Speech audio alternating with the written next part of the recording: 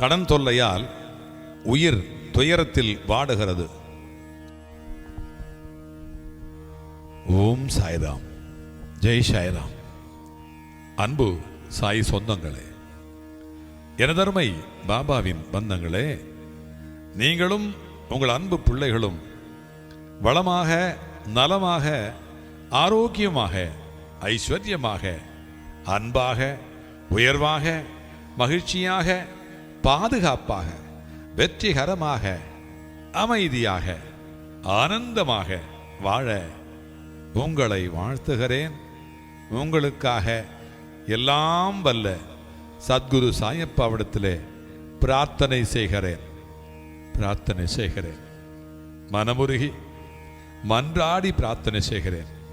அன்பு சாய் சொந்தங்களே, இதோ இந்த நேரத்திலே, இந்த நிமிடத்திலே நாம் அனைவரும் உலகத்திலே எந்த மூலை முடுக்குகளில் இருந்தாலும் கூட நாம் இந்த ஒரு பிரச்சனைக்காக சாயப்பாவை செவிமடுக்க, அவர் அற்புதத்தை செய்ய இதோ நாம் கூட்டாக பிரார்த்தனையிலே ஈடுபடுகிறோம். இந்த பிரார்த்தனையினுடைய நோக்கம் என்ன தெரியுமா? அன்பு சாய் சொந்தங்களே, நம்முடைய எத்தனையோ சாய் சொந்தங்கள் இதற்காக கண்ணீர் விட்டு கதறிக்கொண்டிருக்கிறார்கள். தெரிந்தோ தெரியாமலோ கடன் என்கின்ற ஒரு பிரச்சனையிலே சிக்கிக்கொண்டு அவதிப்படுகிறார்கள், அல்லோலகல்லோலப்படுகிறார்கள். அன்பு சாய் சொந்தங்களே, தீராத கடனும் காணாமல் போகின்ற இந்த பிரார்த்தனையிலே இந்த கடன் பிரச்சனை என்பது ஒருவருடைய உயிரையே மாய்த்து கொள்ளுகின்ற அளவிற்கு தள்ளிவிடுகிறதே. சாயப்பா, பிறவி பெருங்கடன் என்று முன்னோர்கள் சொல்வார்கள். நம்முடைய பிறவியே ஒரு கடன் தான், அதுவே ஒரு கடன் தான். ஒவ்வொருவரும் ஏதாவது ஒரு காரணத்திற்காக கடன் வாங்குகிறார்கள். அந்த கடனை திரும்ப செலுத்த முடியாமல் திணறி போய் விடுகிறார்கள்.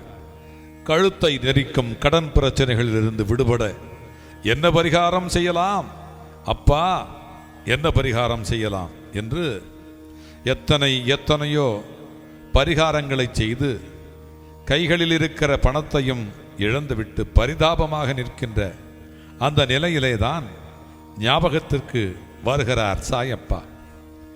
எந்த தெய்வம் கைவிட்டாலும் சாய் தெய்வம் கைவிடாது என்று இதோ இவரையும் கூட ஒரு கணம் பார்த்து கைதொழுது விட்டு வரலாம் என்று இதோ வருகிறார்கள். சம்பாதிக்கின்ற பணம் குடும்ப செலவிற்கே போதுமானதாக இல்லாத பொழுதும் கூட தவிர்க்க முடியாத சில நெருக்கடியான சூழல் வருகின்ற பொழுது கடன் வாங்க வேண்டிய நிலைமைக்கு தள்ளப்படுகிறார்கள். ஆனால் இந்த கடனை உடனே திரும்பி செலுத்த முடியாமல் நிறைய பிரச்சனைகளிலே மாட்டிக்கொள்ளுகிறார்கள். ஒருவேளை கடன் வாங்குகின்றதற்கு முன்பாகவே யோசித்தாலே நாம் கடன் வாங்குவதிலிருந்து தப்பிக்கலாம். ஆடம்பர தேவைக்காக சிலர் கடன் வாங்க கூடாது. அதை அடைக்க முடியும் என்றால் மட்டுமே, அவசிய தேவைக்கு மட்டுமே கடன் வாங்க வேண்டும். நம்முடைய கடன் பிரச்சனை தீர நம்முடைய முன்னோர்கள் பல பரிகாரங்களை கூறி வைத்திருக்கிறார்கள். இதோ எல்லா முன்னோர்களுக்கும், எல்லா தகப்பன்களுக்கும் தகப்பனாக இருக்கிற நம்முடைய தயாபரன் சாயப்பா நம்மோடு இருக்கிறார். நாம் இனி நிலை தடுமாற வேண்டாம், நாம் கண்ணீர் விட வேண்டாம். நம் கண்ணீர் கரைந்து போகும். நிலை தடுமாறி போன பொழுது சொந்த தொழில் தன்மான வேந்தன் உணர்விலே கவலைக்கு இடமானது. மனம் கொதிநீரில் சாய்ந்தது. பண பற்றாக்குறையிலே குணம் கூனி குறுகிவிட்டது. அவசர நிலை பிரகடனத்தில் கந்து வட்டிக்காரன் கடனாக வந்து கொடுத்து காப்பாற்றினானா அல்லது நம்முடைய சொத்துக்களை கைப்பற்றினானா?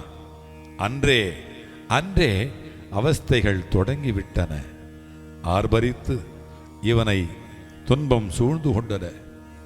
வட்டி ஏறுவதைப் போல இரத்த அழுத்தம் ஏறுகிறதே அப்பா, எனக்கு இரத்த அழுத்தம் ஏறுகிறதே.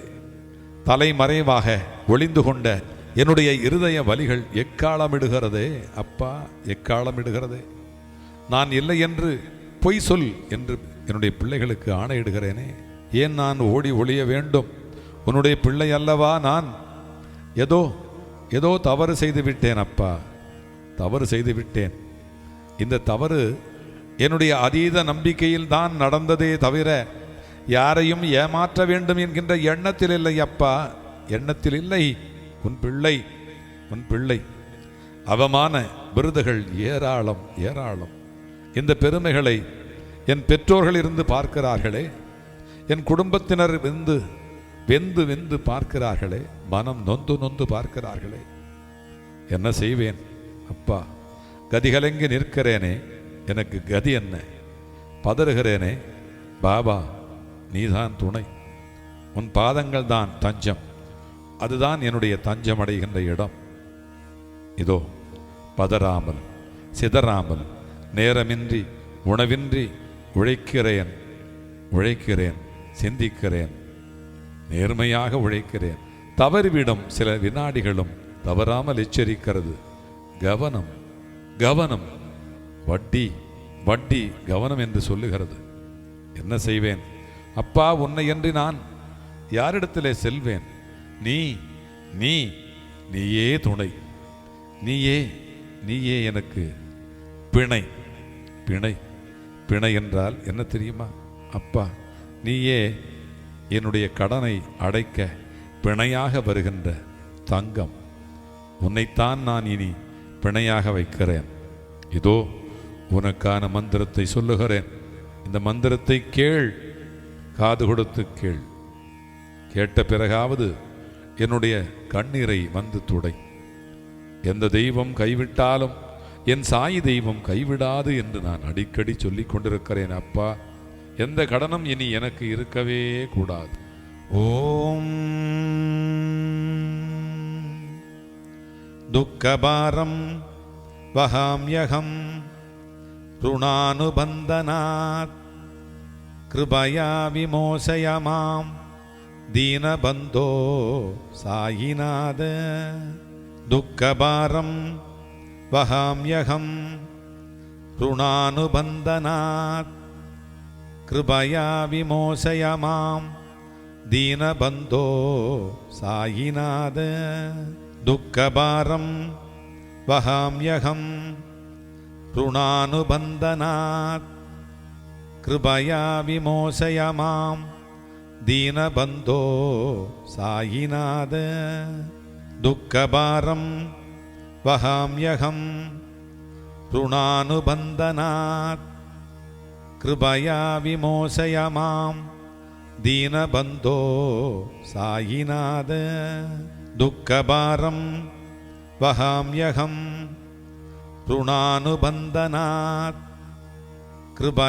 கிருபயா விமோசய மாம் தீனபந்தோ சாயிநாத. துக்கபாரம் வஹாம்யகம் ருணானுபந்தனாத் கிருபயா விமோசய மாம் தீனபந்தோ சாயிநாத. துக்கபாரம் வஹாம்யகம் ருணானுபந்தனாத் கிருபயா விமோசய மாம் தீனபந்தோ சாயிநாத. துக்கபாரம் வஹாம்யகம் ருணானுபந்தனாத் கிருபயா விமோசய மாம் தீனபந்தோ சாயிநாத. துக்கபாரம் வஹாம்யகம் ருணானுபந்தனாத் கிருபயா விமோசய மாம் தீனபந்தோ சாயிநாத. துக்கபாரம் வஹாம்யகம் ருணானுபந்தனாத் கிருபயா விமோசய மாம் தீனபந்தோ சாயிநாத. துக்கபாரம் வஹாம்யகம் ருணானுபந்தனாத் கிருபயா விமோசய மாம் தீனபந்தோ சாயிநாத. துக்கபாரம் வஹாம்யகம் ருணானுபந்தனாத் கிருபயா விமோசய மாம் தீனபந்தோ சாயிநாத.